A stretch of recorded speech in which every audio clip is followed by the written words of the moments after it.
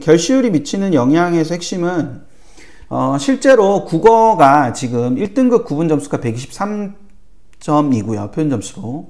그 다음에 2등급 구분 점수가 117점입니다. 그리고 3등급이 109점이에요. 그래서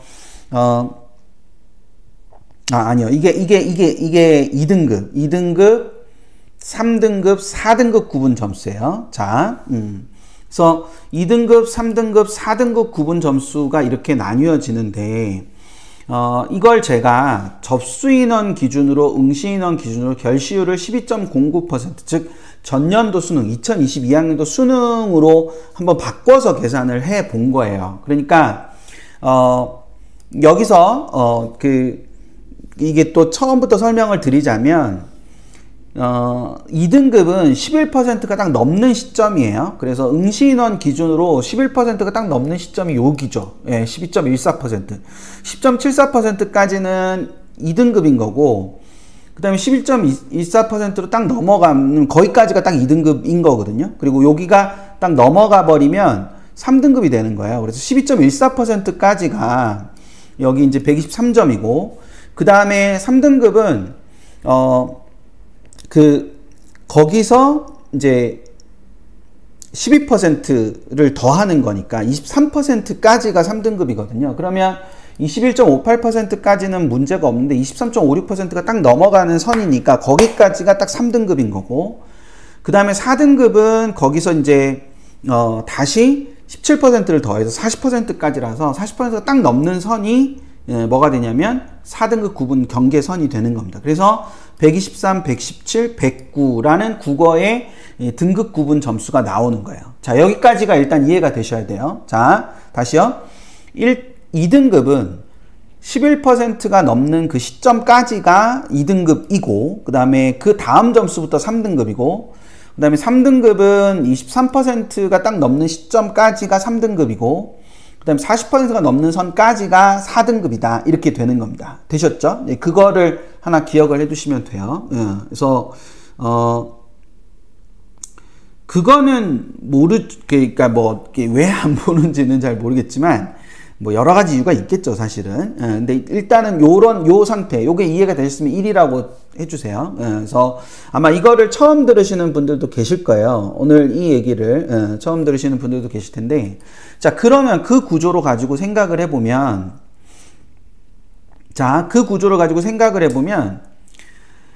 이 123, 12.13%, 그러니까 11% 딱 넘어갔던 이 부분에서 123이라는 점수가 11%에 해당하는 점수인데, 만약 접수인원이 모두 시험을 봤다면 11%를 넘는 점수는 121점이 된다는 모습이에요. 그리고 그러면 23%를 딱 넘어가는 순간은 이 114점이 된다는 거죠. 만약에 접수인원이 모두 시험을 봤다면, 물론 이런 일은 일어나지 않지만 접수인원이 모두 시험을 봤다면 요런 구조가 된다는 거예요.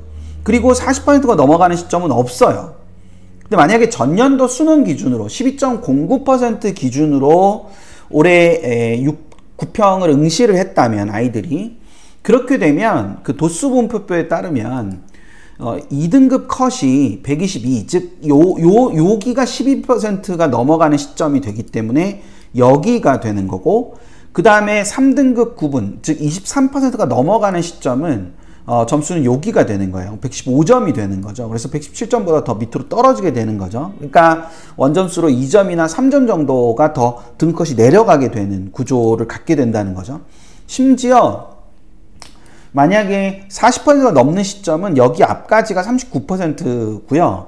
105점, 107점까지가 106점에 오면 41.01%가 돼서 109점보다 거의 뭐 108, 107, 106이니까 3점이 더 내려가는 거죠. 그렇죠? 그러니까 이런 구조가 돼서 결시가 많아지게 되면 결과적으로 그 등급컷이 이렇게 올라가게 되는 상황을 갖게 된다는 거를 이해를 하셔야 됩니다. 그래서 굉장히 많은 아이들이, 그러니까 어떤 의미에서 보면 뭐 이거를 제가 뭐 부탁드리는 게 좀 웃기긴 한데, 많은 아이들이 시험을 볼 수 있도록 이렇게 좀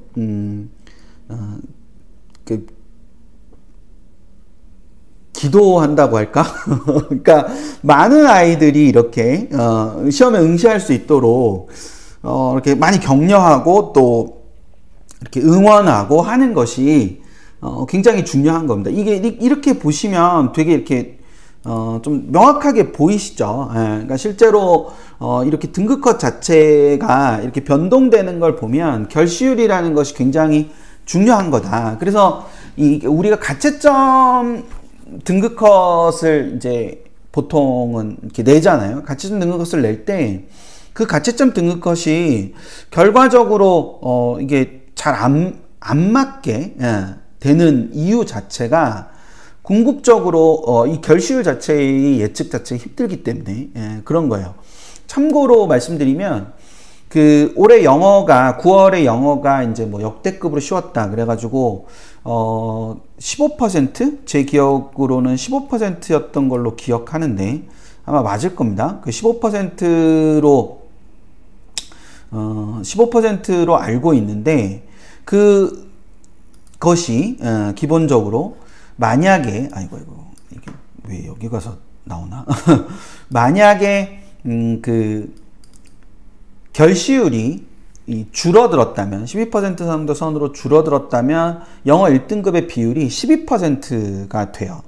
그래서 그 부분들을 가지고 생각을 하면 15.97%라고 하시네요. 15.97%인데 12%대로 떨어져요. 결시율 자체가 그 전년도 수능으로 가게 되면 왜냐하면 그 1등급의 인원 자체가 거의 똑같다고 가정을 했을 때 12%대로 떨어지거든요. 그러니까 그런 측면들을 생각을 하면 결과적으로 이제 좀 수능에 많은 아이들이 조금 참여하고 그걸 통해서 어떤 일정한 결과들이 나와야 의미가 있는 거다. 이게 이제 수능이 상대평가이기 때문에 발생할 수밖에 없는 그런 구조다라는 점, 그걸 생각을 해두시면 될 거예요. 그래서 참고로 말씀드리면서 영어 1등급의 비율은 그래서 별로 중요하지 않은 겁니다. 그러니까 그 도수가 중요한 거지, 인원수가 중요한 거지, 그 부분을 가지고 생각을 해두시면 될 거예요.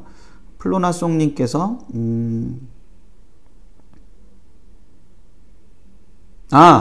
이게 뭐냐면 그 결시생의 실력이 어디서 결시가 나타나는지 모르잖아요. 몇 등급에서 결시가 나타나는지 모르니까 이거는 굉장히 단순한 비교예요. 그러니까 이거를 결시생이 어디 구조에서 빠졌다라는 거를 알 수 없죠. 평가원도 그걸 모를 거예요. 왜냐면 그 친구들이 시험을 안 보니까. 그렇죠?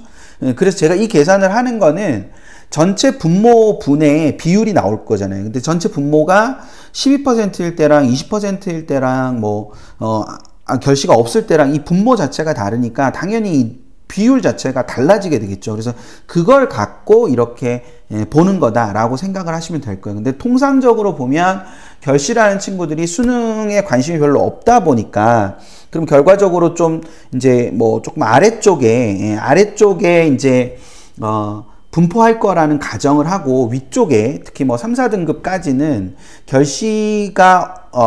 결시생들이 다 시험을 본다고 해도 그렇게 막 위에서 끼어들어가는 것보다는 아래쪽에 존재할 거라는 개연성이 조금 더 높기 때문에 그 전체 비율에서 그렇게 내는 거다라고 이해를 하시면 될 것 같습니다.